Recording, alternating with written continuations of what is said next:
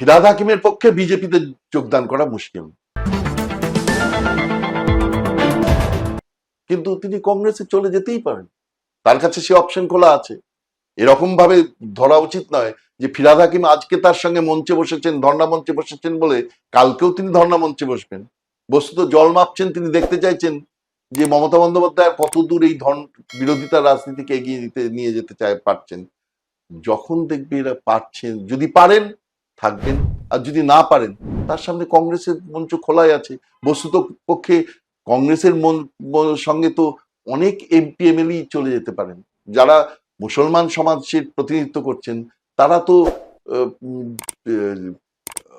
CPM তো এইভাবে দল ভেঙে চলে আসলো, সঙ্গে সঙ্গে তাকে নিয়ে নিল এরকম নেয় না, কিন্তু কংগ্রেস নিয়ে নেয়।